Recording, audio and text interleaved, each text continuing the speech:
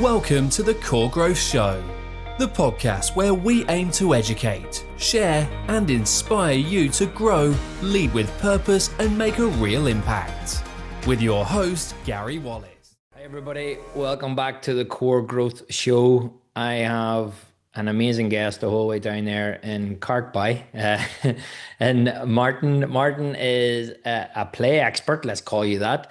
He's also part of an amazing initiative down in Cork called Let's Play Cork. And we are going to delve all things play, all things fun, and Martin's personality will shine through this as well. So, Martin, how are you? Very good. Nice to meet you, Gary, and thanks for inviting me on. It'll be hard to shut me up. I'm all about play. It kind of infected me, and it's quite infectious, as you know. Brilliant, brilliant. So tell me, where did the fast station come at, or where's it led you to where you are now then? So in 2018, I was part of a group in Cork City that participated in a European project called the Playful Paradigm. And this was a city to city learning exchange program.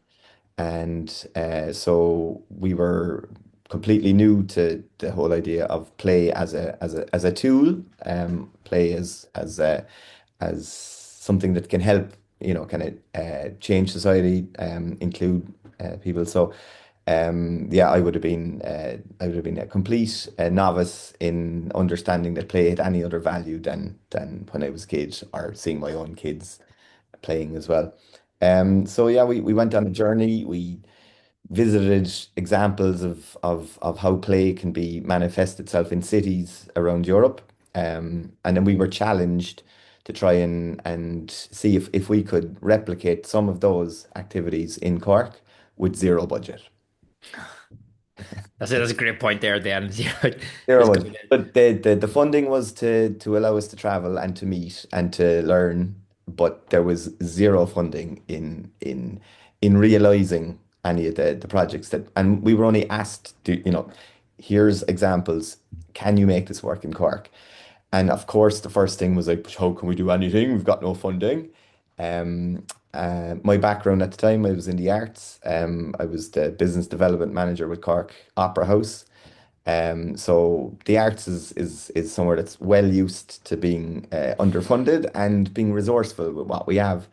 And so we had a group, and we were from different spheres of the city, some public sector people, some from the arts and education sector, and I suppose we were challenged, see what you can do with what already exists in the community. And that's what we did. So we trialed pop-up play events, and we borrowed and blagged equipment and brought some of our own, toys from home. And sure, the country is like every house is coming down with Yeah. toys, and every community center and every creche and every school has, sports equipment which you can pivot and use playfully. Um, so yeah, with zero funding, we set about trying to create pop-up play events, and with zero experience in facilitating them either. We had Cork Sports Partnership were one of our partners, and to be fair to them, they had lots of sports equipment that they use during the summer for sports camps. And so we learned by doing and by making mistakes, and by the fundamental thing that we learned was to give ourselves permission to fail. And Yeah, so brilliant. we wrote that down. I was like, okay, this is what I was chairing the kind of group at the time. It's like, we're here to play, and we're giving ourselves permission because we don't know anything, and we're not claiming to know anything. We're learning, and we're learning by doing. And so that was the model. And now it's, what are we, 6, 7 years on, and we now have Let's Play Cork as an outgrowth of that project. We've trained up lots of play leaders. We have play equipment in all the libraries. We have me as I'm the coordinator, and so I get paid 3 days a week to kind of develop and maintain and coordinate the activities. We've a program of events, playful events, but more important, we've embedded play into policy. So it's now in the Cork City Development Plan for the next until 2028. That's, so it's embedded in there as both a philosophy, and also as something really tangible that can help with inclusion and that can help with community building and can help with placemaking, which was a term I'd never heard of until Repeat that again. placemaking. Placemaking.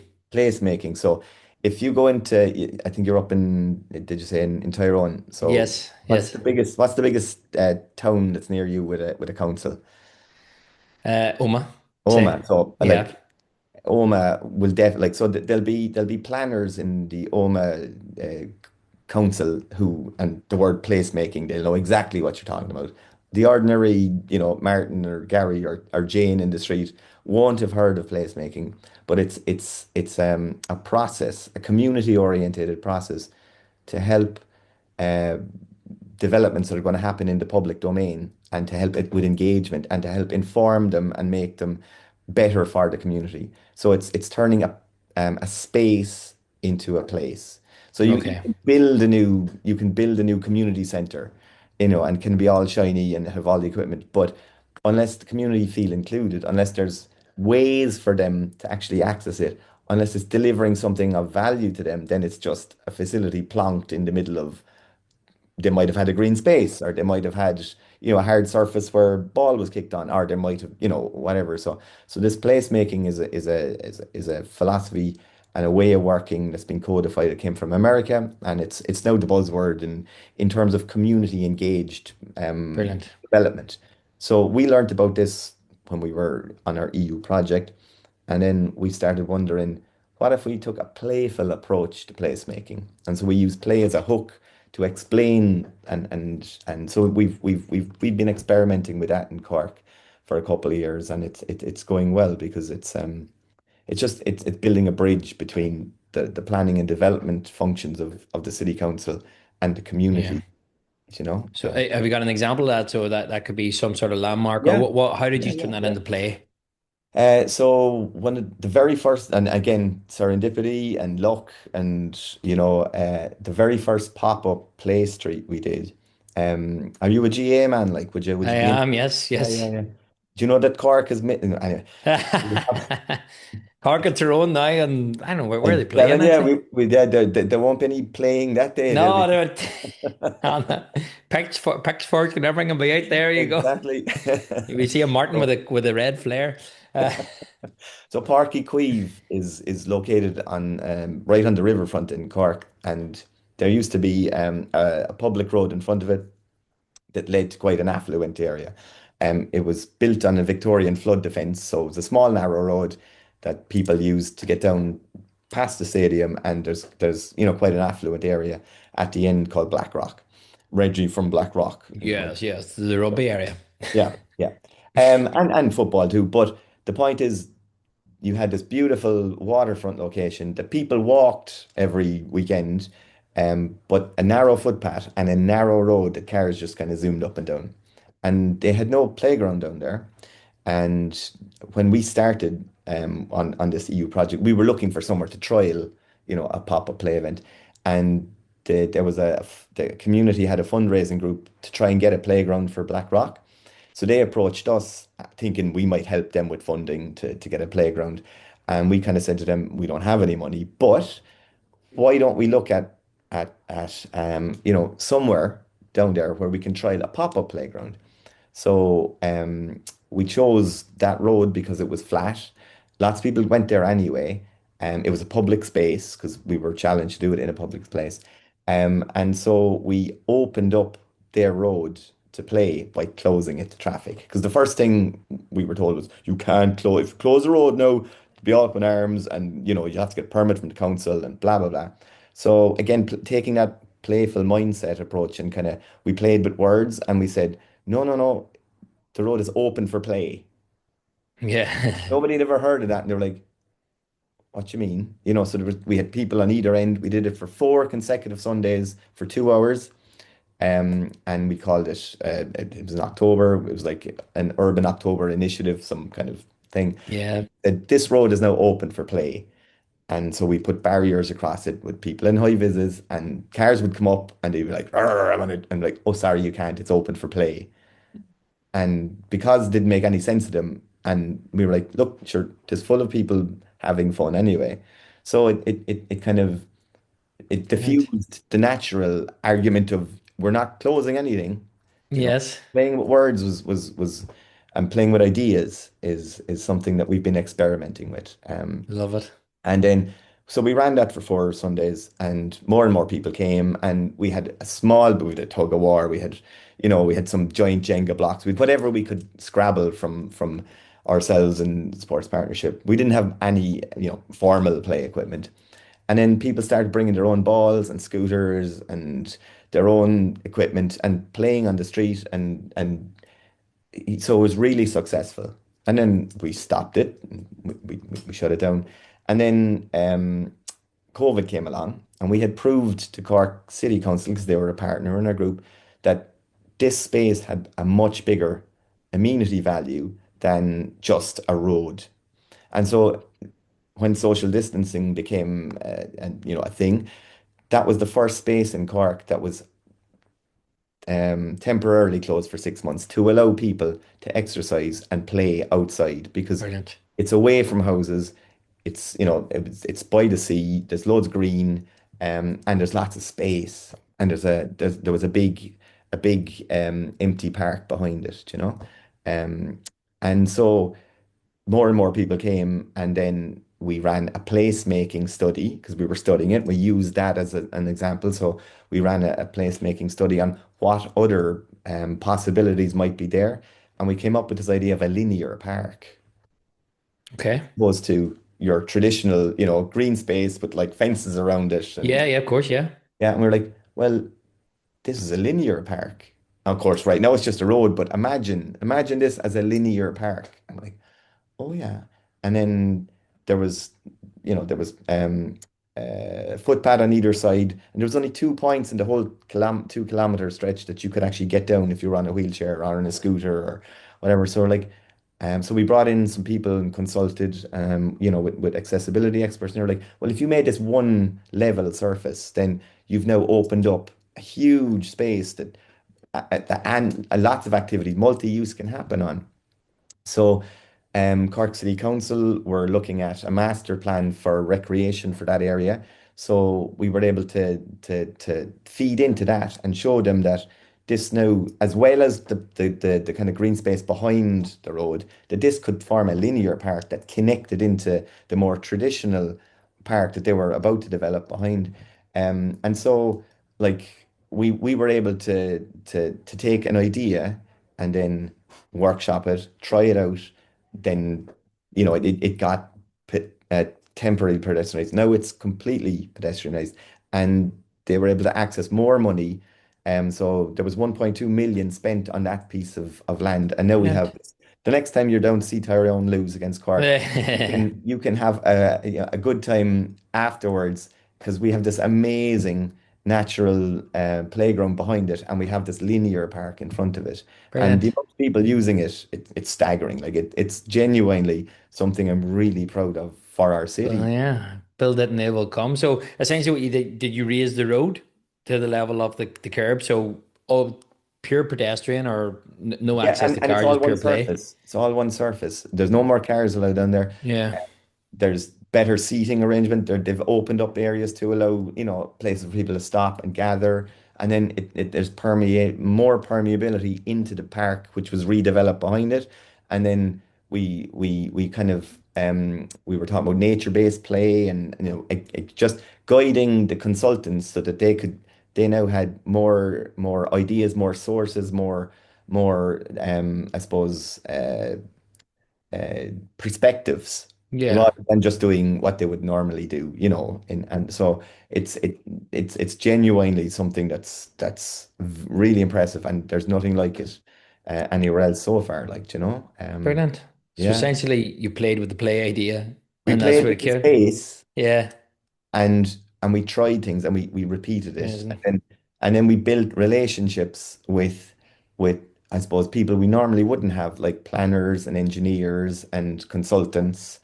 And because we were able to show we can bring people, like when you run a pop-up play event, people will come out. The first time you do it, maybe not that many people. The second time you do it, more people will come. And then the third time it runs itself because there's a huge appetite for doing something that's communal in a safe way, but also that's fun, you know? And Yeah. there's no cost. Like all the events we do are are zero cost because I get funded through Healthy Ireland, and then our partners will kick in for the gear, and we train play facilitators, and they get paid by, we have pots of funding that the different partners can draw down. So for anyone to come along and experience it, like you have something that's novel, that's fun, that's safe, and that you meet people that you don't know. Like how often do you get to meet people and have fun with people you don't know in the city Yeah. or town that you live in, you know? It's Um, beautiful because what you just explained there too was your whole process as well, like what yeah. play is. You Yeah, guys were creative. You started to collaborate with people, so you socialized. You got together. You brought your ideas together, and you created something beautiful.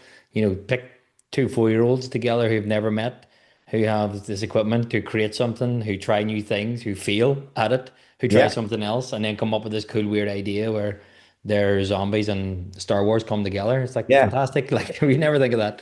So. That's beautiful. Right up my street, literally. Get segue there. But the tell me this then, define play in your eyes. Ooh, that's a good one. I suppose just uh, I've played with a lot of people in a lot of places, and it's spontaneous, it's open-ended, it sometimes it's with physical objects, sometimes it's with ideas. Um, it's always for me anyway, it's all permission based. So as in, you know, we always ask people or, like, do we have permission to play with you? And it's always a question that they feel really weird answering. It's like, oh, what do you mean? Because well, like it's always by invite and it's never forced. If you don't want to play or you can't play, because there are people who don't want to or they Yeah. enjoy or they can't, then that's fine, like, you know. So we Um, got it. We got some else. Somebody wanted to come and play there, I think, in the background. It's like, Good, hi. good. Um, So yeah, it's yeah, that's I suppose that's my working definition of yeah, of it. uh, And it's amazing because as soon as you say play, you say kids. yeah. Um, this was something I did and asked a question. Do adults play enough and should adults play? Okay. So do adults play enough? No. Should adults play? I don't like the word should. Um, what would happen if more adults play? That's just a personal thing. I remember somebody telling me years ago, should is kind of like, you're Yeah, we're guilt dictated on to. yeah, and you're putting guilt on, oh, I should do this, I should do Yes. this. Like, yeah, but what would happen if you did, you know? So and I was one of those adults. I told you I was a very busy job in the opera house and like young kids. There wasn't enough hours in the day. Um, and I definitely wasn't playing. Like I used to row in the mornings. We have a Cork club in Cork, and 2 mornings a week I'd get out and before work and I'd meet my friends and we'd go for a row. And that was play for me. That was the only uh, Yeah. 2 hours in the week that was dedicated to just and it definitely kept me sane. But I'd no understanding of the value of play. And I think Yes. for adults, that's one of the roles I kind of take on is to try and demonstrate a tangible value to adults, as to why or as to the benefits of incorporating a little bit more play into their lives. And what would be the benefits if so Uh, we'll start with benefits and then we'll Yeah, go yeah. to No, I think we'll ways. start with we'll start with a health warning. Okay, Yeah. for anybody listening, like, and the health warning is like, it's really addictive, and you may leave your job. You may smile and you may like You laugh and may, stuff yeah, and you meet might new like, people and yeah, yeah, yeah, yeah, yeah. So what are the benefits? So I remember watching kind of the the energy, the change of energy and emotion in a space when you started to play with. And I would always try and cajole, kind of parents to get involved and, in the pop-up play events. Um, and uh, and then you see them change and them relax and the like people's shoulders drop and their guards come down and their humanity it flows out, because we don't get these opportunities very often. They're facilitated, they're designed to enable that. So benefits you get number one, you get a dopamine hit because it's enjoyable and you get the little reward kind of from your brain going, this is good. I'd like more of this. Um, rather than getting that from a screen. But yeah, yeah, yeah, yeah, yeah, yeah. And and it's reinforced because you're seeing other people smiling around, and smiles are really effective and infectious.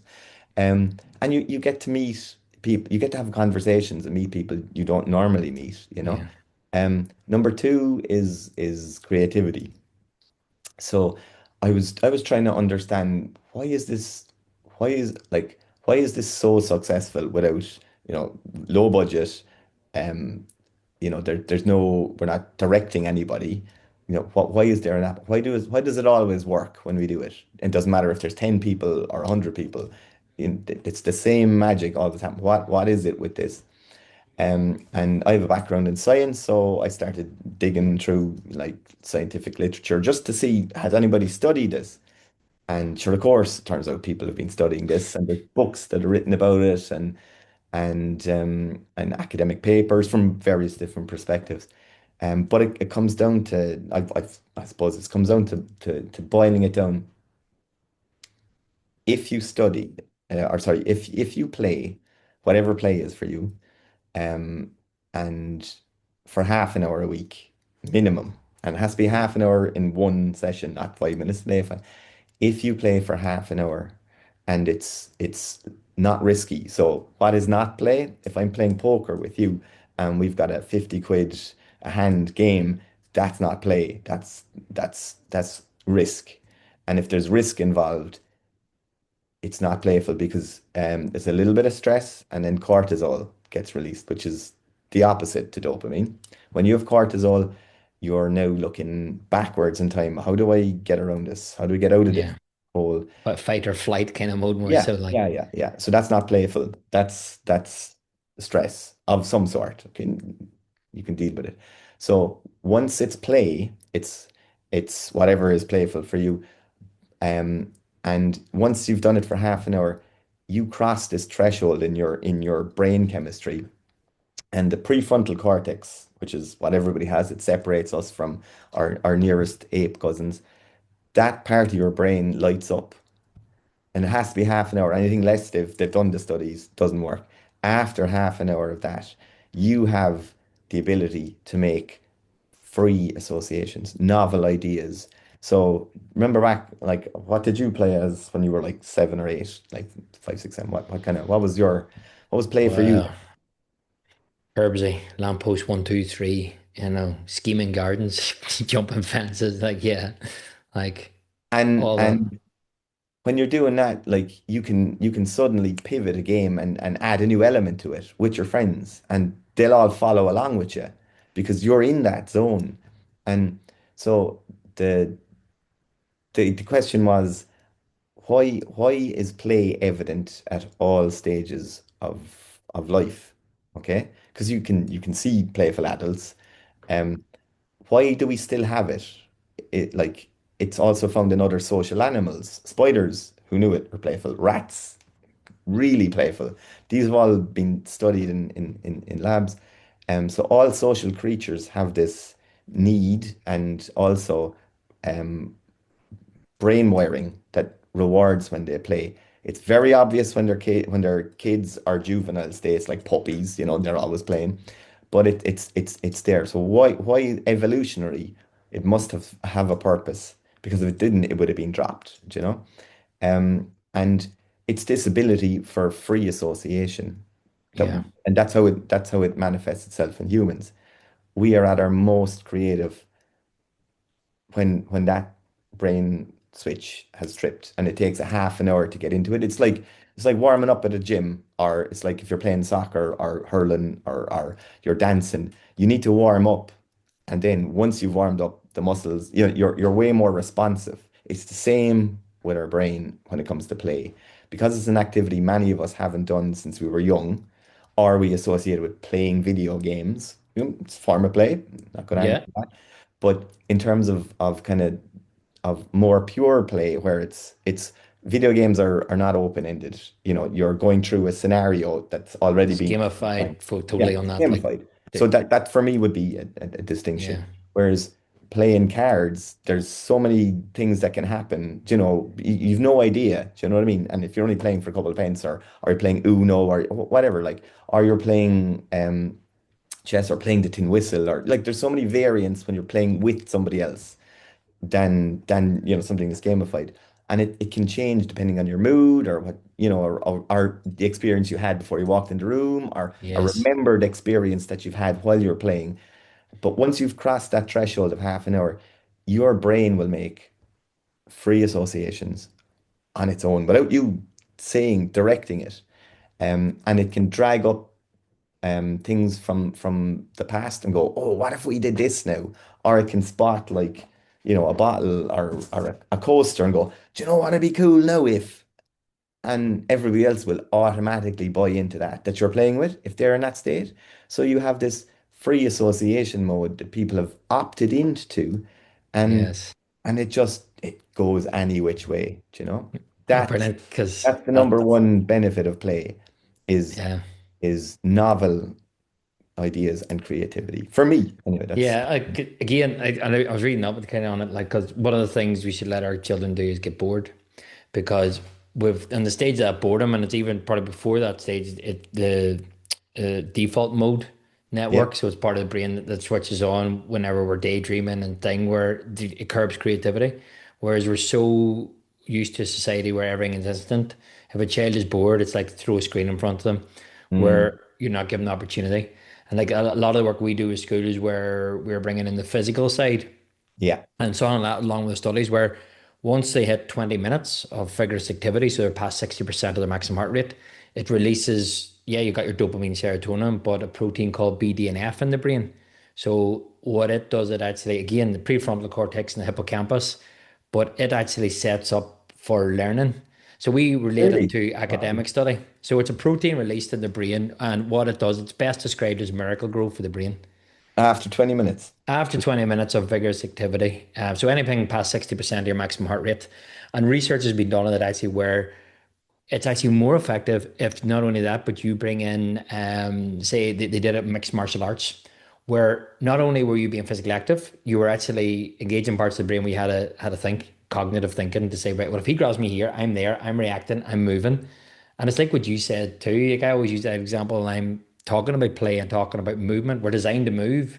Yeah, yeah, Look at a child to pick up a toy at 2 years old. What position are they in? They're in a perfect squat, and they'll yeah, yeah, sit there for ages. And then look at two cubs in Animal Kingdom when David Attenborough's in the background. And oh, the cubs, what are they doing? They're fighting.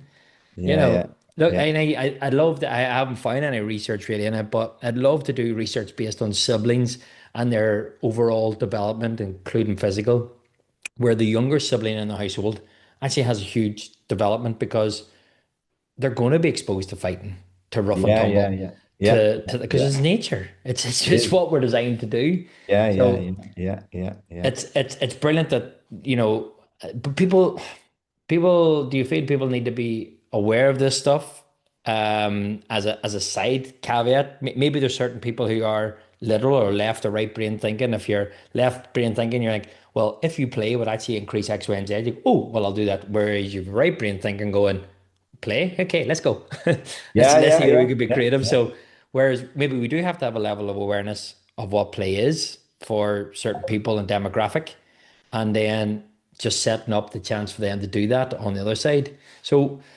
I think that's brilliant, and that's a great example you get as a benefit. Give me some examples of play. Um, so okay, we do the pop-up play events, um, and they run really well. Um, and that's we've trained play leaders to facilitate those.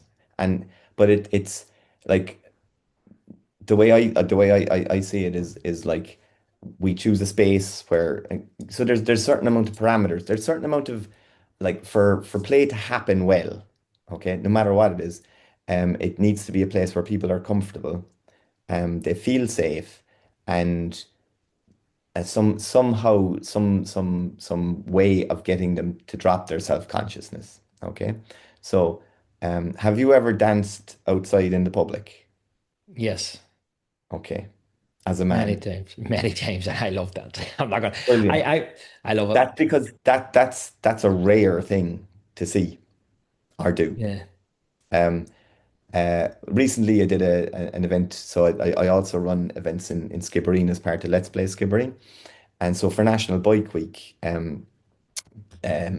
Cycle Sense is the local group, and they wanted to come up with a playful event that involved bicycles as well, you know, because it's Bike Week.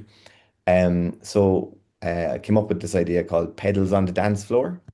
And so we cycled a kind of 5K route around Skibbereen. It was open to all ages from kind of like six upwards. So there was lots of kids and adults. We choose, they chose a nice route that was kind of more or less flat and safe and marshaled and whatever. And then we finished back outside the town hall. And there's two friends of mine who have a silent disco. They call it Disco Cune. yeah, And so we had a silent disco all outside the town hall. So we parked up their bikes, and then the lads had the DJ thing set up, and it's a wireless system they have, and it's battery powered, so you can do it anywhere. So we had 60 people all dancing around, and and it was maybe about 7 o'clock in the evening, and you had all these cars driving by, and obviously you can't hear any music. yeah, yeah, You yeah, see all yeah. these lunatics dancing out of sync because there was two channels, a red and a green one, two DJs. You picked who you wanted to listen to, and it was great crack. It was bonkers. And everybody who was participating in it was just having the time of their lives.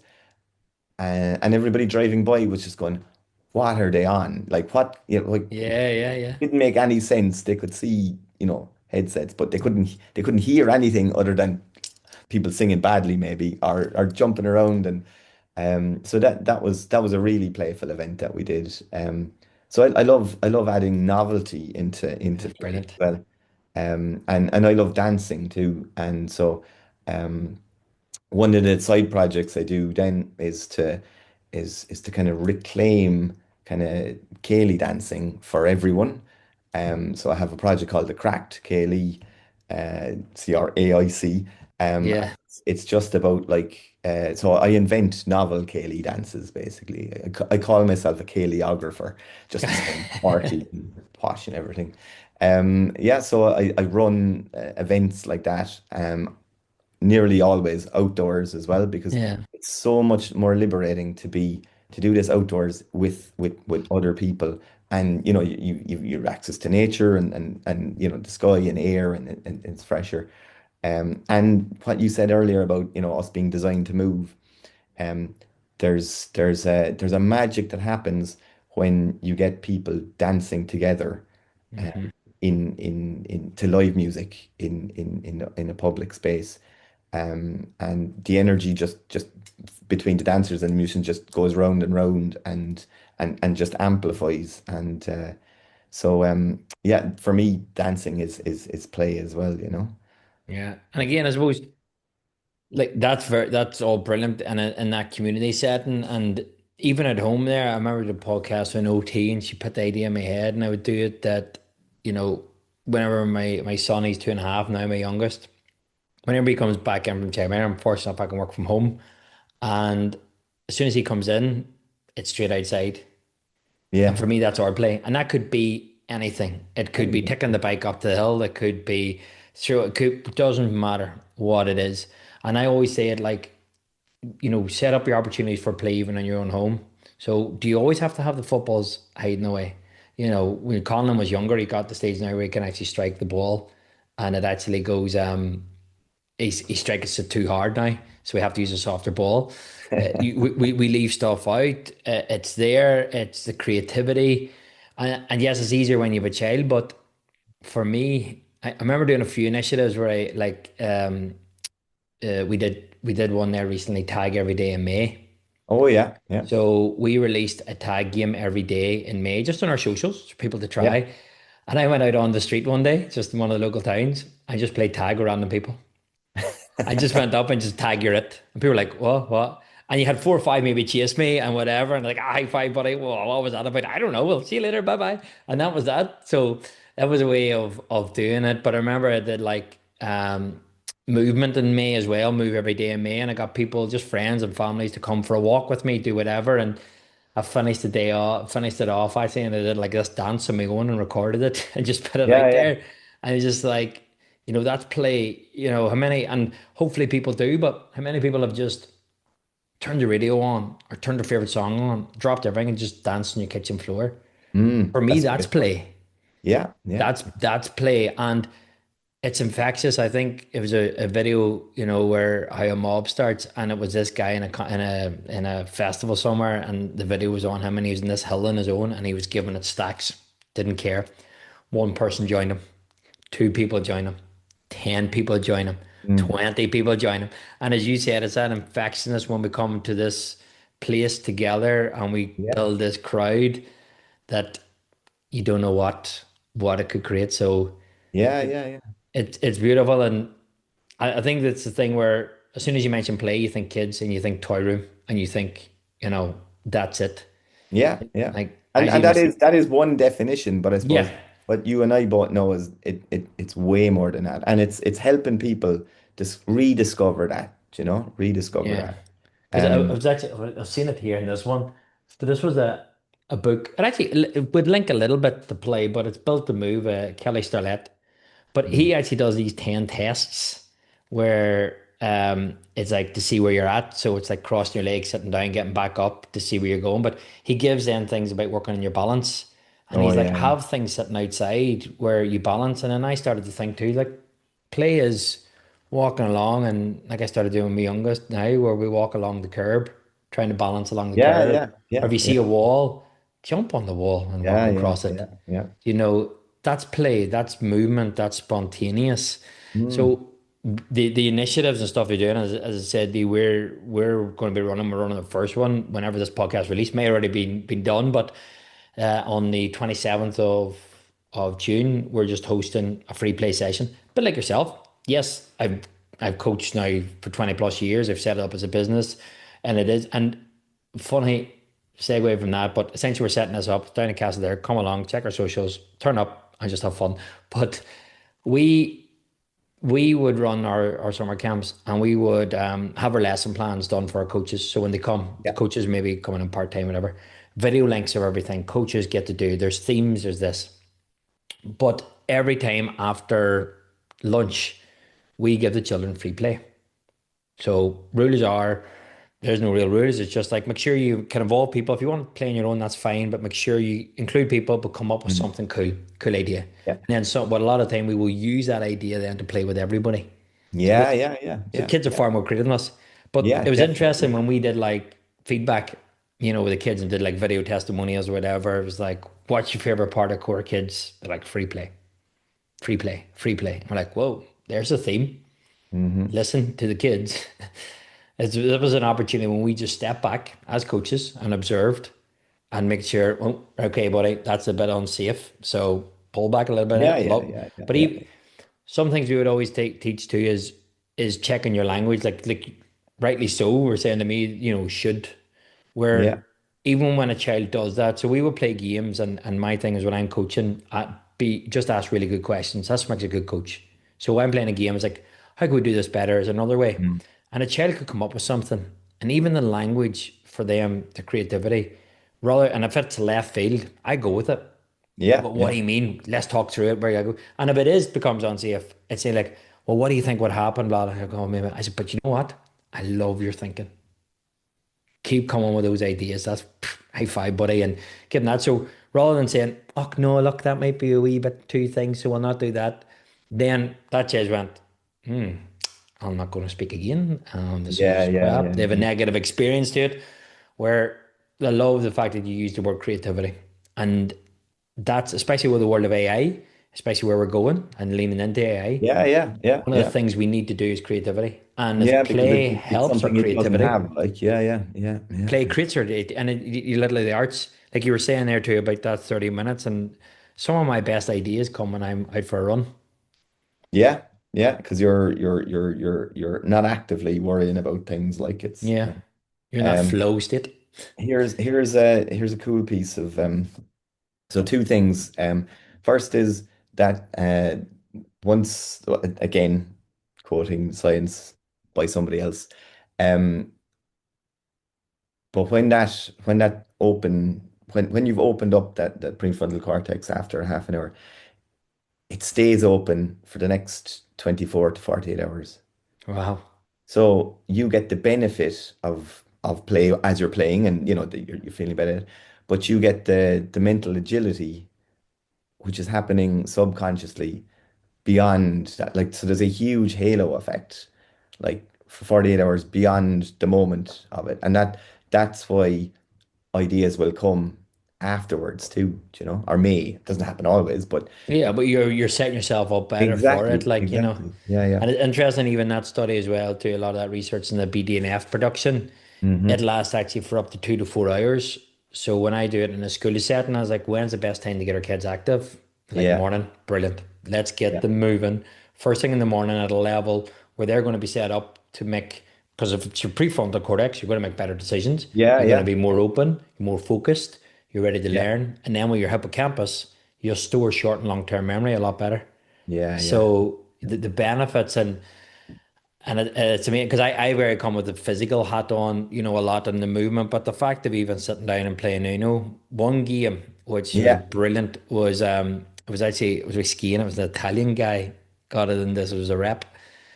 Play. Have you ever played it?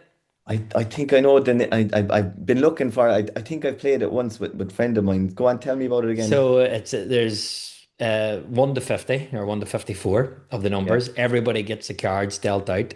And the idea before the game starts, you look at your cards and the highest card wins. So when it goes round, if there's five views, everybody puts a card down. Highest card takes that. You have to decide before it starts how many games you're going to win. So then it becomes a game of strategy.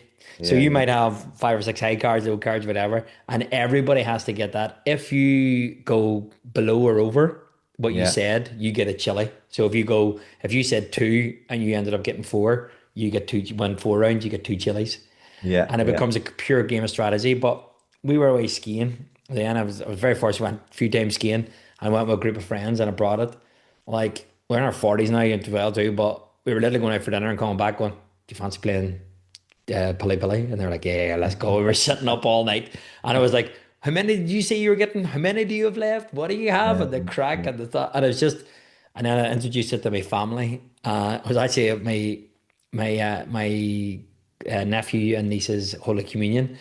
And we said, I was like, do you want me to do anything? And ended up there was balloons there. And I did a few wee games with them. And I brought memory games, and I brought the Pili Pili. Yeah. So everybody had left, and me and my sisters and my brother-in-law were all sitting playing Pili Pili after Holy Communion, like rock and roll. But yeah, it was funny. Like, and they were like, "Okay, we're getting this for the caravan. That's us back on." Yeah, yeah, So, yeah. Sorted, but sorted. look, I'm also very conscious that we you need to go. Again, for anybody to look or follow along with the research and stuff that you're doing, is it just where is the best place to find out a bit more about what you're doing So or we how have a to connect? website, Let's Play Cork.ie, and we advertise our activities there. The research side of stuff, I literally it's stuff I hold. I don't really have time to be posting that out, but I've done kind of chats like this with people before. So I suppose that's the medium I use. There's a really good podcast by Andrew Huberman, Okay.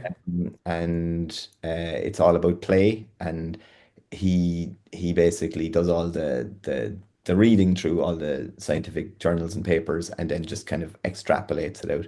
So if any of your listeners go look up that, you'll probably find it. You can put it in your links.